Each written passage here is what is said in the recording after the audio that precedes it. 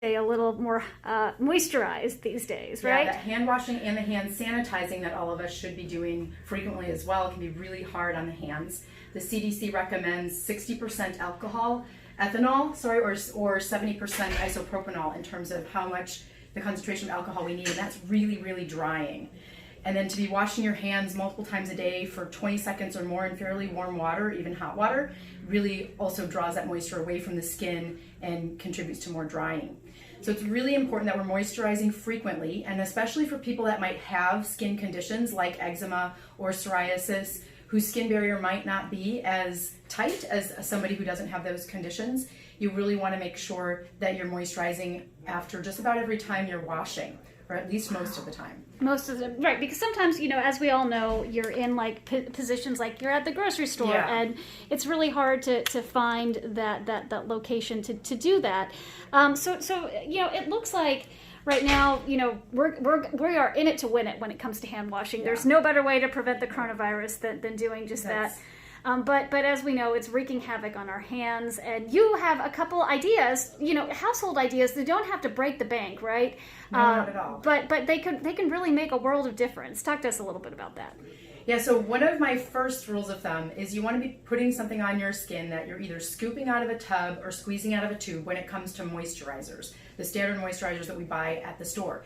Lotions are very popular because they don't leave a residue and don't really leave a greasy feel, but they also don't really do a whole lot in terms of maintaining moisture in the skin. They're kind of like a Band-Aid. They have a high water content, and that water evaporates, leaving us just as dry as we were before.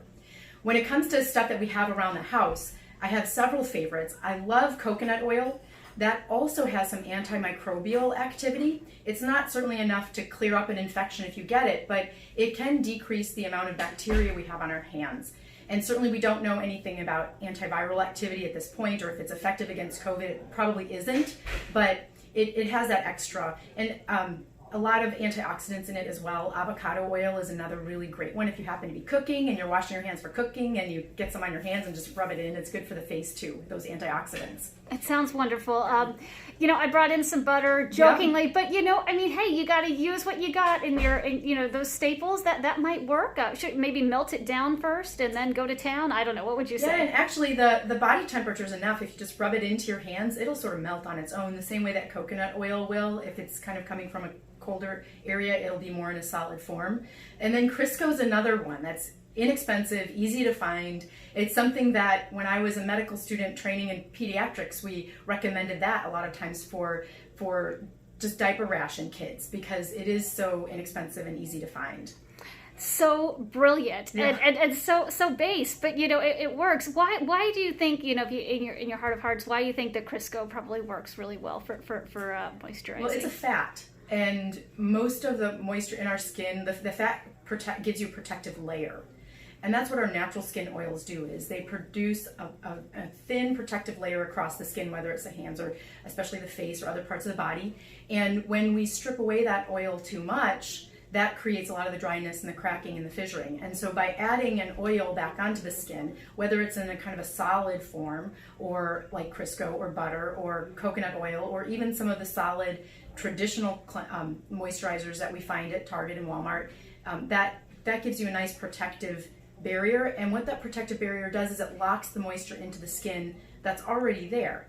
And our circulation is constantly bringing moisture to the skin through the blood vessels that kind of have tiny little tributaries that feed the skin.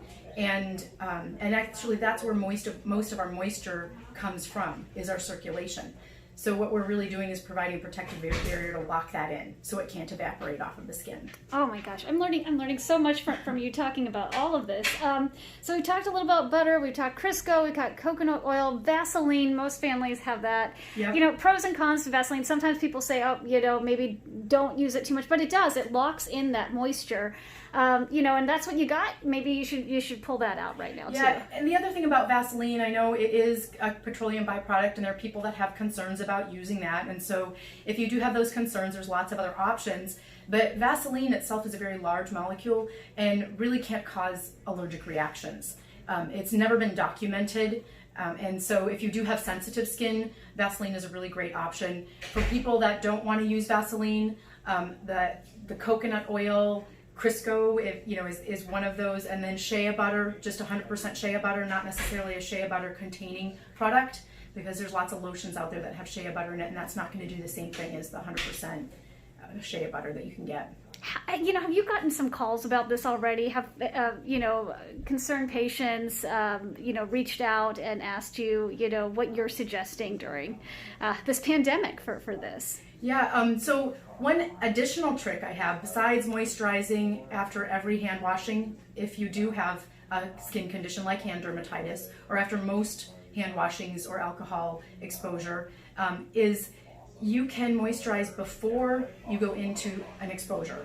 So if you're moisturizing, certainly after you've washed your hands, but if you know you're going to be going into the grocery store and you're in your car, you might want to put some moisturizer on your hand before you go in. You still may want to use a hand sanitizer when you get there, but that provides an extra layer of protection. And so that when you do have to go wash your hands after or use an alcohol-based sanitizer, it's giving your skin a little bit of an extra protection and gives you a little bit of a barrier as well. Right, because in truth, I mean, this primer that you're putting on, probably a lot of it will come off with the alcohol, but there's that something that's going to stick around. What about maybe sleeping in gloves, or I mean, is that, do you recommend doing any old, we're almost talking spa tricks, but hey, it might work. What would you suggest? Yeah, absolutely. And for my patients that have severe hand dermatitis or just severely dry skin, and that just happens as we get older, that becomes more and more of a problem. The trick of washing your hands, patting them dry. So when you put your moisturizer on, you don't want your hands to be completely dry because we're trying to lock that moisture in. And then using a white cotton glove is a really great trick. And then if you can, sleep in a glove overnight. And then if you can't, even leaving it on for 3 or 4 hours before you go to bed can really help kind of provide a healing environment for that skin to repair itself. I probably have great stuff. Sarah, anything you can think of that I've forgotten to ask? Or anything that's popping out at you? Well, I think about the fact that I typically have oily skin and how to prevent, but we're mostly talking about hands. You're not blocking pores in your hands as much, but if you're concerned about doing that and then touching your face, is there anything that's good for people? That's a great point too. I didn't even think about that. A lot of times when we're dealing with oily skin, especially in the face, the hands, you rarely see that. What you will see is people who sweat a lot. So it's a condition called hyperhidrosis. And in that case, it might be really hard to keep moisturizer on the skin, and sweat has salt in it that can also contribute to dryness. So for those people, continuing to moisturize is really important, even though it might feel kind of messy. If you do have blemish-prone skin or skin that's on the oily side, you might be concerned about putting a thick, heavy moisturizer hand and then touching your face. Well, we all know that we are not supposed to be touching our face anymore, so it's kind of a good reminder to maybe try to get in the habit of not doing that. I'm used to be and still am a big face toucher, and that's a hard habit for a lot of us to break. So that's one piece of it. And the other piece is when it comes to blemish-prone skin on the face, we have more problems with under-moisturizing than over-moisturizing. Mm-hmm. And while we don't want to use really, really heavy things necessarily, a lot of times the problem is the oil under the skin, not the oil on the surface. And when we don't moisturize enough, we create a situation where the oil glands get the message I'm getting too damaged and I need to make more oil to do my job well.